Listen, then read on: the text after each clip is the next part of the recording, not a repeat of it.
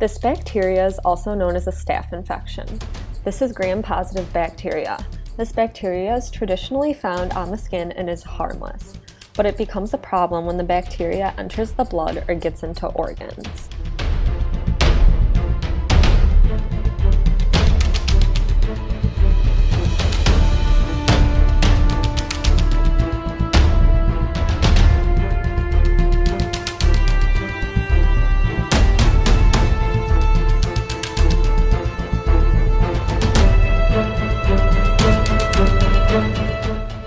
Symptoms include confusion, diarrhea, headaches, a high fever, low blood pressure, aches, nausea, vomiting, organ failure, especially of the kidneys and liver, redness of the eyes, mouth, or throat, seizures, a rash that peels after about 1 to 2 weeks, and this is especially on the palms of the hands and the bottom of the feet. To know if you have toxic shock syndrome, the doctor will look for a high fever, low blood pressure, a red rash, and problems with at least 3 organs.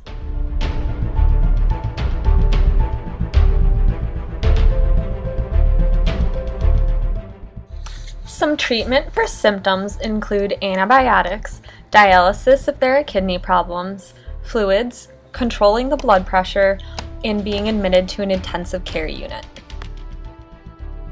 Historically, toxic shock syndrome was mainly associated with tampon use, and nowadays it still is, but tampons have been re-engineered so that they are not as dangerous, and now people can get toxic shock syndrome from having a staph infection, and this most commonly happens from getting surgery.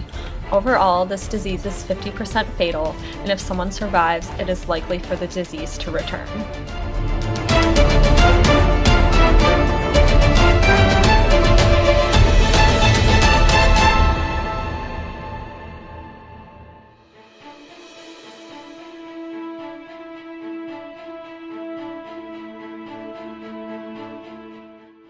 Some ethical issues to consider are that doctors do not always use proper sanitary procedures while handling a patient, the amount of waste that feminine products contribute to landfills, and with super high absorbency tampons, women see tampons as being more cost-effective than pads, and this is a big concern because of rising costs of feminine products.